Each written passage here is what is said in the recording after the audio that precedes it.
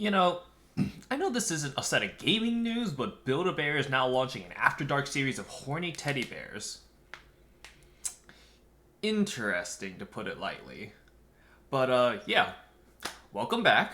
And, hopefully I ruined your day with this set of news, because it certainly at least made my day. Anyway, I'll get into the real set of news next. So, for those that are not in the know, a lot of things got announced this week besides the After Dark series of teddy bears. So, for example, PlayStation VR 2 was announced, Warcraft is heading towards mobile, and a few other things. So, why don't you join me on this journey of figuring out what exactly is happening in the gaming scene? So, to first begin this news week, I do want to talk about PlayStation VR 2. And so, it's, just being announced at this point, and there have been rumors flying around, such as the cost of it, which they said it's going to be the same as the original PlayStation VR. Also, new features like not needing a cord and having like a camera attached to your TV to follow your movements, so that you don't need a bunch of cords following you. And so, yeah, all really good changes, I think, overall to the VR scene. And I think that if this is, working as intended, you don't need as many cords, you have the controllers work well, people don't get motion sick while playing VR games, I think PlayStation VR 2 honestly could beat the Oculus Quest 3. I think it's the third one now. I think, honestly, that this VR headset could beat the Oculus Rift, and it'd be interesting to see whether or not, they have a response to it, or if PlayStation will kind of just be its own niche because it's in PlayStation, while Oculus Rift is more PC-based, and so, it'll be interesting to see exactly what goes around with the VR scene with the arrival of the PlayStation VR 2. So, next up on the list, I want to talk about Activision Blizzard, not in a terrible light, but a somewhat interesting light this time. So, they had their press release, and Activision talks about their games. So, Call of Duty reflected a lower premium sales for Call of Duty Vanguard and lower engagement in Warzone. Fourth quarter in-game player investment on console and PC remained well above the level seen prior to March 2020 launch of Warzone. And basically, COD Mobile is just growing year to year, and it's just continuing to do that, and building a bigger fan base in China, obviously because there's a lot more people there, so on and so forth. But here's the really interesting set of news. So, Blizzard. Within the Warcraft franchise, fourth quarter World of Warcraft reach and engagement continued to benefit from the combination of the modern game and classic under a single subscription. In 2021, delivered its strongest engagement in net bookings outside of a modern expansion year in a decade. Hearthstone fourth quarter net bookings grew year over year, driven by a steady cadence of new content. And Blizzard is planning substantial new content for the Warcraft franchise in 2022, including new experiences in World of Warcraft and Hearthstone, and getting all new mobile Warcraft content into players' hands for the first time. Now, this is really big, because are they going to try to bring World of Warcraft onto the phone, or are they going to bring like a somewhat similar strategy game to the original Warcraft onto the mobile? Not entirely sure, but it looks interesting what's happening here, and I just hope that they don't abuse their workers in the process, but what do I know? Next up, in the Diablo franchise, Diablo 2 Resurrected sold more units from its September release until the year end than any other Activision Blizzard remaster, and I'm not too surprised, though. I kind of expected Warcraft 3 to still do better, but, that's whatever. And then on mobile, Diablo Immortal concluded its public testing with positive feedback, so it's probably going to get released there. And then, it's making strong progress on this pipeline, including new Warcraft, ongoing Diablo Overwatch, and an exciting new IP, which is that survival game I was talking about last week, I think. And then King, creators of Candy Crush, they were driven by a 20% year-over-year growth, and that's crazy to me. Candy Crush was the top-grossing game franchise in the US App Store for the 18th consecutive quarter, which is also crazy to me. It's not to say that I don't understand the appeal of the game, but how do people play that much and get that much money from that? But, hey, so basically, overall, Activision Blizzard seems to be doing really good. King's obviously doing good with the 18th consecutive quarter being the top grossing game franchise, which is crazy to me. Blizzard seems to be having some good ideas about what they want to go through next, and Activision is just COD. Nothing all too surprising, but so I'm interested to see exactly where this company will go with the buyout from Microsoft, and also these games, being supported either continuously or with like COD being released every year. It would be interesting to see what will happen in the next, year or two when Microsoft buys out Activision Blizzard, and I'm kind of excited. I really wish Bobby Kotick would see justice, though. That's just me, though. So, a continuation from the Bungie being bought out by Sony story, Jim Ryan basically said, "We are by no means done when it comes to future acquisitions." And that's kind of interesting to see, but I am getting a little bit scared about the number of acquisitions occurring. So, for context, Microsoft bought out Bethesda and quite a few other smaller studios, and so, I don't find that too concerning, at least personally, because some of those companies like Hellblade Senua, the creators of Hellblade Senua, Ninja Theory, they were doing okay-ish, and then they wanted some extra funding, so they got bought out by Microsoft. Nothing of a big deal there. Bethesda got bought out, and I was like, okay, that's interesting, but, nothing, I guess, too noteworthy from it. But now it's becoming a pattern where, they bought Bethesda, they bought Activision Blizzard, and, it's looking like these companies are trying to get a duopoly. For reference, a monopoly is when one company is holding everything. A duopoly is when two companies are holding a lot of power.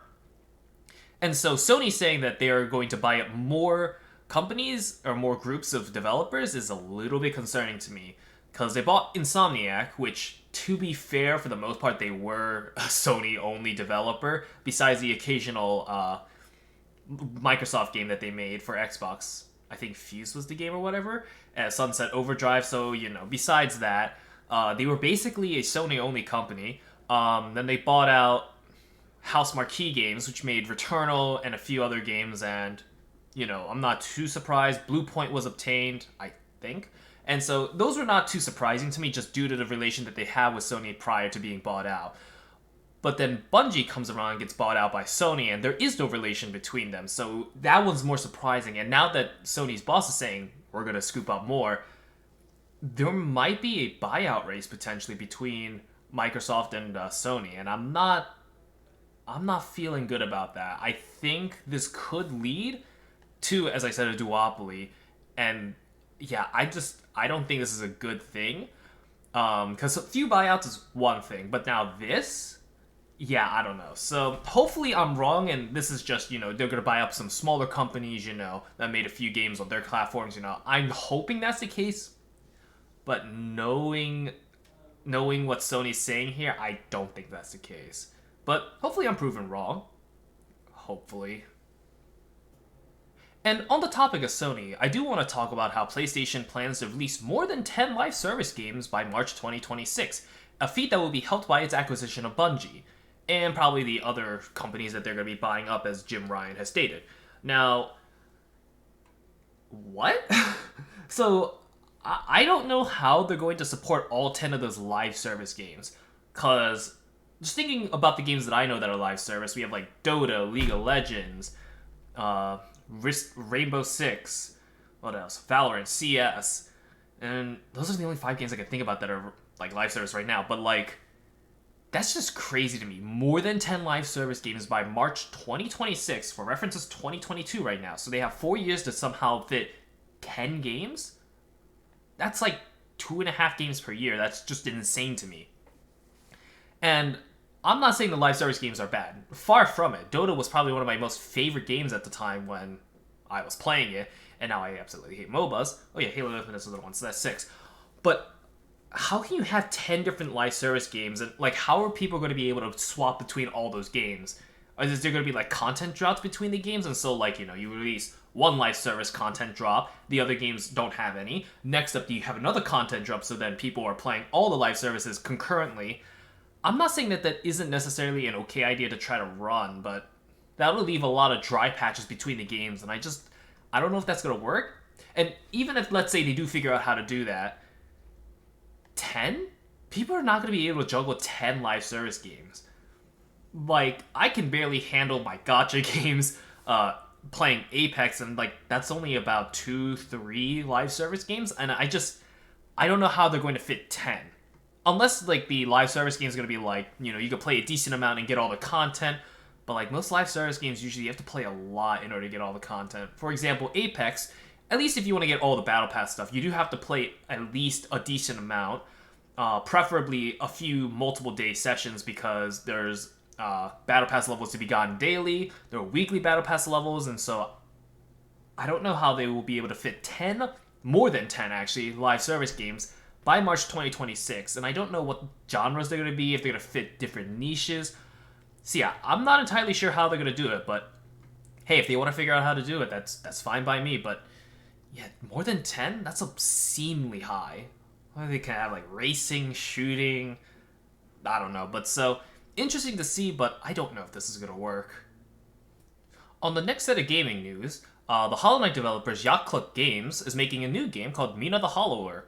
And as you can see, you can support it on Kickstarter, and yeah, I think it's a really interesting concept of a game with GBA retro graphics and really fun gameplay, at least knowing Yacht Club Games.